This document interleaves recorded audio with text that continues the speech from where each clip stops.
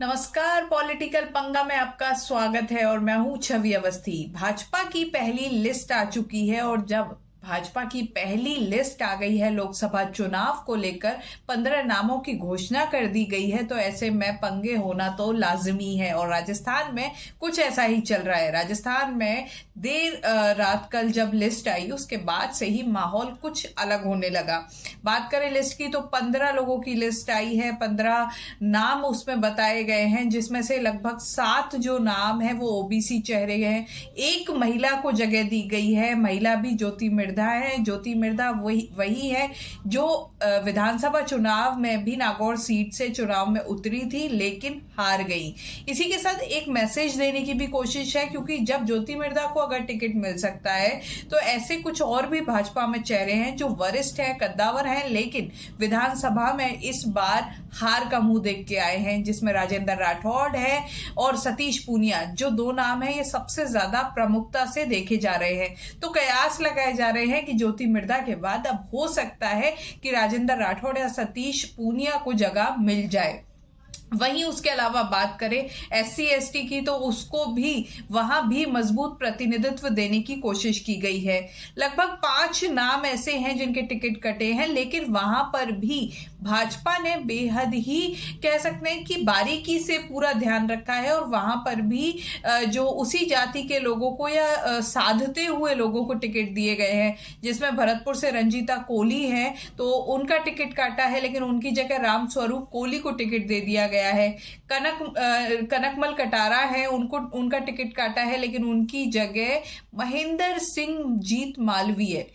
नाम पे ध्यान दीजिए, ये वही हैं कुछ समय पहले बहुत ज्यादा चर्चाओं में भी रहे हैं। पहले कांग्रेस में हुआ करते थे, कांग्रेस के बेहद ही निष्ठावान और कद्दावर नेता के तौर पे माने जाते थे, लेकिन हाल ही में भाजपा ज्वाइन की थी, अपनी विधानसभा सीट से रिजाइन किया था और उसके बाद अब इनको टिकट मिल चुका है लोकसभा से।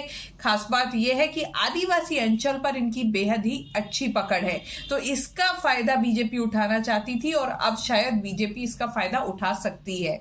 वही बात करें और अन्य नामों की, सीपी जोशी को मौका मिला है दोबारा से। सीपी जोशी भाजपा के प्रदेश अध्यक्ष हैं। कहा जाता है कि उनके जो क्रियाकलाप है, उनके जिस तरीके का काम करने का तरीका है, उससे आला कमान खुश है, क्योंकि एक सौम्य स्वभाव के माने जाते हैं, तो इस वजह से रिपीट की गई है उनकी टिकट को भी। वहीं गजेंद्र सिंह शेखावत सबसे ज्यादा चर्चाओं में रहने वाला नाम, चाहे ईआरसीपी हो या मुख्यमंत्री अशोक गहलोत, जो पहले मुख्यमंत्री थे अब पूर्व मुख्यमंत्री बन चुके हैं, लेकिन जब वो मुख्यमंत्री थे तो सबसे ज्यादा जो टकराव रहता था वो कहीं ना कहीं गजेंद्र सिंह शेखावत से रहता था। पिछली बार भी पूर्व मुख्यमंत्री अशोक गहलोत के बेटे वैभव गहलोत चुनाव में उतरे थे और उनके सामने गजेंद्र सिंह शेखावत थे और गजेंद्र सिंह शेखावत ने वैभव गहलोत को मात दी थी। इस बार दोबारा से गजेंद्र सिंह शेखावत मैदान में है। हालांकि देखना होगा कि कांग्रेस उनके सामने किसको उतारती है, लेकिन गजेंद्र सिंह शेखावत के साथ एक माइनस पॉइंट भी इन दिनों चल रहा है, उनका विरोध बहुत ज्यादा हो रहा है। जोधपुर गए, वहां भी नारेबाजी हुई और नारा भी ऐसा लगाया गया कि मोदी तुझसे बैर नहीं और शेखावत तेरी खैर नहीं। ये नारा अपने आप में देखा जा रहा है कि किसी प्लानिंग के तहत पूरा एक रणनीति बना के किया गया। वहीं हाल ही में कल की बात है, पोखरण में भी गजेंद्र शेखावत एक कार्यक्रम में गए और वहां उनका विरोध किया गया। कुल मिलाकर समझ सकते हैं ये वो नाम है जो सुर्खियों में थे। वहीं इसके साथ एक नाम और है, ओम बिरला का टिकट भी रिपीट किया गया है। अध्यक्ष हैं ओम बिरला लोकसभा के और ऐसे में टिकट दोबारा से रिपीट किया गया है। उनसे भी खासे इंप्रेस बताए जाते हैं प्रधानमंत्री मोदी, और यही वजह रही थी कि यहां से उनको प्रतिनिधित्व दिया गया था लोकसभा अध्यक्ष के तौर पर। तो कुल मिलाकर ये वो नाम है जो अब लोकसभा चुनाव में काफी ज्यादा सुर्खियों में रहने वाले हैं।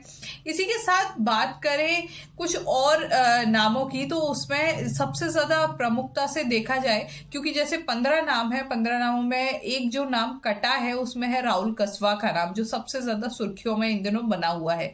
दरअसल पूरी कहानी ये है कि राहुल कसवा की जगह टिकट अब दिया गया है पैरा ओलंपिक के एक चैंपियन खिलाड़ी को, और इस पूरे खेल के पीछे एक क्योंकि जहां एक और खिलाड़ी को टिकट दिया गया है, लेकिन कहा जा रहा है कि इस खिलाड़ी के पीछे भी एक राजनीतिक खिलाड़ी है और वो खिलाड़ी बताए जा रहे हैं राजेंद्र राठौड़। दरअसल कुछ समय पहले राहुल कस्बा और राजेंद्र राठौड़ के बीच मनमुटाव हो गया था। राजेंद्र राठौड़ तारानगर से जब विधानसभा के लिए लड़े थे तो उस दौरान कहा जा रहा है कि राहुल कस्बा की वजह से ही वो हारे थे, और इस चीज को लेकर उनके मन में दर्द था राजेंद्र राठौड़ के, और उन्होंने एक दिन कहा भी था, एक बयान भी दिया था कि जयचंद बहुत ज्यादा है पार्टी में, जयचंदों की वजह से हारना पड़ा है। कहीं ना कहीं उस चीज का बदला यहां ले लिया गया है।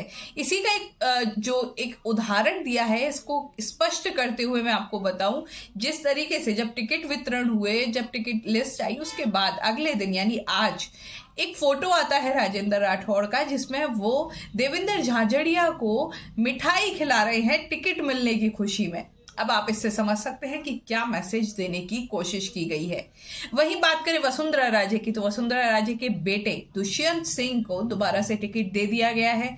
अब ऐसे में मैडम क्या कहती हैं, क्या मैडम इस बात से सहमत हो जाती हैं, क्या महारानी साहिबा को कुछ और भी आगे भाजपा की तरफ से दिया जाता है, ये देखने वाली बात होगी।